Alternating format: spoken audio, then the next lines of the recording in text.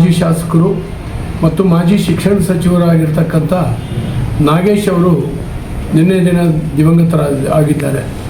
ತುಂಬ ನೋವಾಯಿತು.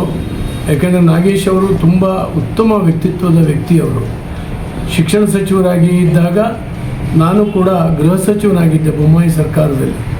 ನಾವಿಬ್ಬರೂ ಕೂಡ ಒಟ್ಟೊಟ್ಟಿಗೆ ಮಾತಾಡ್ಕೊಂಡು ಎರಡೂ ಇಲಾಖೆಗಳ ಸಮಸ್ಯೆಗಳನ್ನು ನಿವಾರಣೆ ಮಾಡಿಕೊಂಡು ಯಶಸ್ವಿ ಒಬ್ಬ ಶಿಕ್ಷಣ ಸಚಿವ ನಾಗೇಶ್ ಅವರ ಶಿಕ್ಷಣ ಇಲಾಖೆಯನ್ನು ಆಮೂಲಾಗ್ರವಾಗಿ ಪರಿವರ್ತನೆ ಮಾಡುವುದರಲ್ಲಿ ಭಾಳ ಮುಂಚೂಣಿಯಲ್ಲಿ ಕೆಲಸ ಮಾಡ್ತಾಯಿದ್ರು. ರಾತ್ರಿ ಹಗಲು ಶ್ರಮ ಪಡ್ತಾಯಿದ್ರು.